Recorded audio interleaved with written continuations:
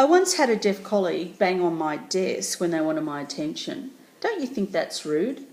No, I don't think that's rude. I can see how, as a hearing person, you might consider it rude. It's not something we would do, but in the deaf community, banging on a desk is a way of communicating with someone through vibration. So it's very, very commonly done.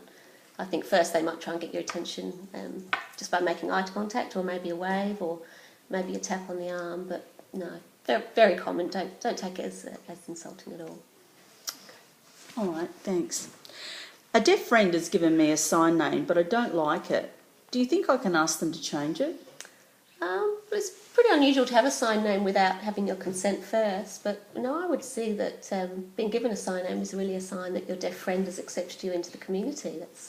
That's quite a fantastic thing to have. It really should be seen as a bit of a gift that person has given to you.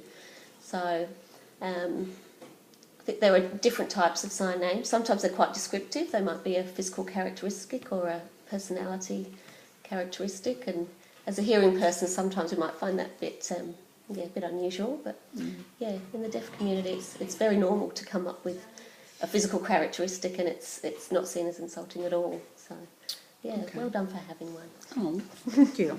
What is well, do you think maybe it's better to go to a deaf club and ask around for people to give me a sign name, or maybe we can give each other a sign name? No, we definitely can't give each other one. I think a sign name's something that's given to you, usually handed out by someone really entrenched in the deaf community. There are lots of rules about giving a sign name, some very traditional rules. Mm-hmm. And also it's usually given by somebody that would know everyone in a certain area, to make sure that name hasn't been used before, or that name isn't a sign for something else that doesn't really make sense. So, yeah. And culturally too, you can't really ask somebody for a sign name. It's very much a gift that's given to you. And it's not used the same way that we would use our own name. Mm-hmm. For example, your sign name, you would never introduce yourself and say, hello, my sign name is. You would finger spell your name, but somebody else in the deaf community describing you and talking about you would use your sign name. So in some ways it's not a name you use for yourself. Right. It's a name that other people use to describe you. Thank you. Thanks. It's better.